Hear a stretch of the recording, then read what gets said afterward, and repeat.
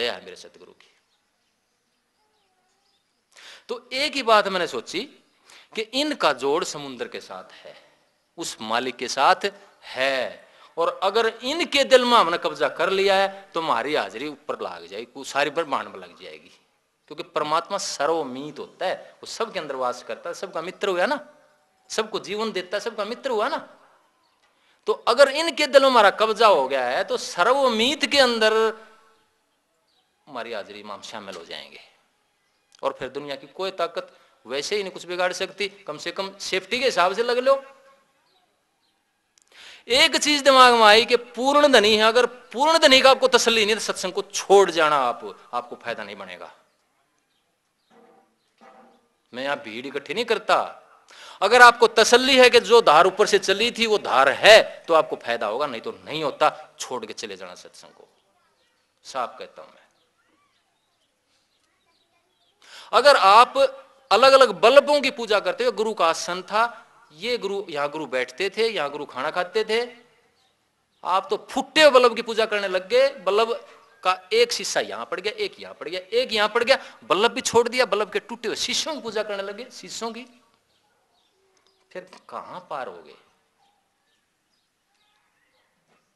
पूजा करी जाएगी उस धारा की जिससे टाइम का बल्लभ लगता है, टाइम की जरूरत से हिसाब से पक्का प्रकाश देता है। वो जो पति चला गया वो औलाद पैदा नहीं कर सकता, जो राजा चला गया वो राज नहीं चला सकता। इसी तरह जो गुरु चला गया वो आपको अंतर का भेद नहीं दे सकता। आप जैसे विचार होंगे सपने में दिख सकता है, ध्यान में दिख सकता है, क्योंकि वो विचार हमारे अंदर पड़े हुए हैं बीज रूप में। जब वो धारा बहती है अंदर से तो वो उजागर हो जाते हैं, जम जाते हैं वो बीज, और उनका रूप हमें दिखाई देने लग जाता है। हम पागल हो जाते हैं, नाम लेकर के आते हैं मेरे पास कि जी मेरे को इस अवतार के दर्शन हो, इस देवता के दर्शन हो, उलझ जाते हैं वहीं। मैं कहता हूं निकल जाओ इससे बाहर, रूप के अंदर चले जाओ। ये सारे नक्शे हैं जो अंतर में बीज पड़े हैं, वासना पड़ी हुई है, इनसे निकल जाओ। ये भी वासना, सतोगुणी वासनाएं हैं ये जो हमें दिखाई देती है, सतोगुणी वासना है ये, इनसे भी निकलना है। पहले एक वासना आ जाओ गुरु वाली पे, और जब गुरु के रूप में पागल हो जाओगे फिर वह भी छूट जाएगी आपकी। फिर कहेंगे आप सबके अंदर सत्संग। फकीर चंद जी महाराज कहते थे कि उनके गुरु ने कहा था कि आपको सत्संगियों के अंदर से गुरु के दर्शन होंगे, सत्संगियों के अंदर से गुरु के दर्शन होंगे। क्योंकि वो पागल रहते थे, ब्राह्मण थे, राम और कृष्ण के दर्शन होते थे लेकिन गुरु को ही पूरा मानते थे।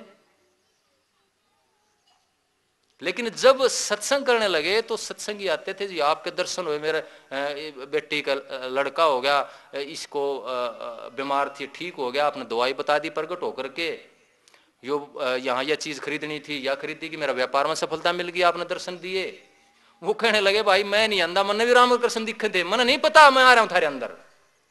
अब मैं राम और कृष्ण से तो पूछना जा नहीं सकता कि वो है कि नहीं है, लेकिन मैं बता सकता हूं कि थारे को मेरे दर्शन होते हैं, पूरे थारे काम होते हैं, मैं नहीं जाता, ना मेरे को पता होता। इसलिए गुरु ज्ञान सत्संगियों के अंदर से हुआ उनको। तो एक को आप पकड़ करके आप आगे बढ़ जाओगे, मैं कहता हूं सारी बीमारियों से निकल जाओगे आप। नहीं तो मेरे ऊपर से ना पूछा करो आकर के। और जिस दिन ये हालत आपकी हो जाएगी आप अपनी समस्याएं बतानी बंद कर दोगे, मैं ये बताता हूं मैं। लेकिन फिर भी एक भगत जो होता है वो गुरु से अपनी सारी तरह की बांट लेता है, शेयर कर लेता है एक्सपीरियंस को। बुराई नहीं कहता मैं इसको, बात कर लो लेकिन अपना हिसाब ठीक करके आओ, अपना जो बटे हुए जगह जगह उसको ठीक करके आओ मेरे पास, फिर थारे को जरूरत ही नहीं पड़ेगी बताने की। मैं कहता हूं फिर अपने अंदर आप आकर के ठहर जाएंगे। इसको प्राज्ञ स्थिति कहा है, ज्ञान की स्थिति आ जाती है। गीता में प्राज्ञ स्थिति कहा है, स्थित प्राज्ञ कहा गया इसको। तो जब अभाव आ जाए तो ये सोचो कि मेरे सदगुरु जरूरत के हिसाब से सबको बात बताते हैं, नंबर एक बात। नंबर दो बात ऐसा सोचो कि मेरे सदगुरु का जो जोड़ है वो कुल मालिक के साथ है, उस ताकत के साथ है, और इसके हमने दिल पे जितना ज्यादा कब्जा कर जाएंगे हमारा उतना ही सर्वमीत के साथ मित्रता हो जाएगी, उतना ही पसारा हो जाएगा कुदरत के अंदर, कुदरती हो जाएगा। जितना अपने आप को खाली करोगे उतना ही परमात्मा की ताकत कब्जा करने लग जाएगी, गुरु की ताकत कब्जा करती चली जाएगी, उतना ही मैं कहता हूं आपका प्रगटीकरण बढ़ेगा। महात्मा बुद्ध सिकुड़ने चले थे जंगल में, महावीर स्वामी सिकुड़ने चले थे, सब कहने तोड़ के एक बूंद होने चले थे, लेकिन वापिस जब हाजिरी लग गई अंतर में, जब उस कुल मालिक के दर्शन हुए, जब उस कुल मालिक के अंदर वो चेतना चली गई, तो कुल मालिक की चेतना सारे ब्रह्मांड में फैली हुई है। तो उनको वापिस इस ब्रह्मांड में, इस संसार में, कर्म लोक में लोगों की भलाई करने के लिए, उनको महायान की मुक्ति देने के लिए आना पड़ा, मुक्ति छोड़ करके खुद की।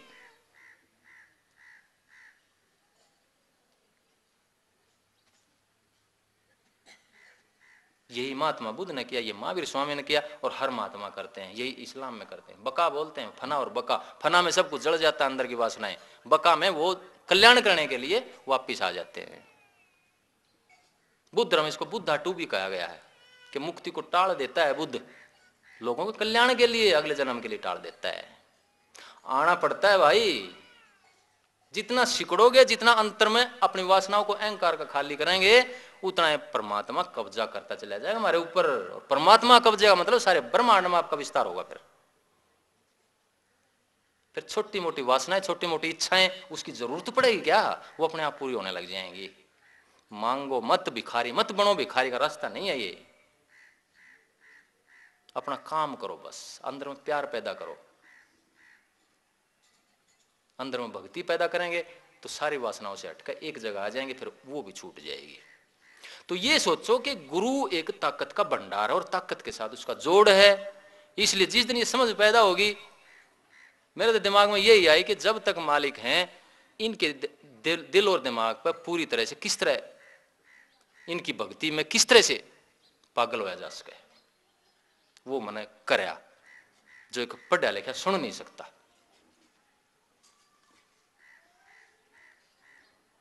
मैं मेरी सतगुरु के नजरों में देखता था, प्यार को देखता था, बहता था बुरी तरह से। आते थे, कई बार बाहर से आते थे, बीच में रुकना हो जाता था घर, विमल के घर जींद में कभी नरवाणा सत्संग होता था, कहीं दूसरा और कहीं होता था, तो हम इतना समर्पण कर देते थे कि उनका दिल बहने लग जाता था। कई बार तो ऐसा हुआ कि पीछे से वो थोड़े से उदास होकर के आए, तो हमें ये हो जाता था अंदाजा कि मालिक की ऐसी अवस्था है। हम इतना प्यार उड़ेल देते थे सारे के सारे, इतनी सेवा कर देते थे कि वो उनके अंदर प्यार, प्रेम और दीनता इतनी बहने लग जाती थी कि बाद में ऐसी बातें आती थी कि मालिक को क्या क्या दिया है ऐसा, वहां क्या मिलता है ऐसा। वहां एक एमपी होते थे, एमपी के घर को नहीं गए, वो नाराज होगी उसकी घरवाली, खाना बना रखा, सब तरह का खर्चा कर रखा। इनके घर की हालत थी गरीब,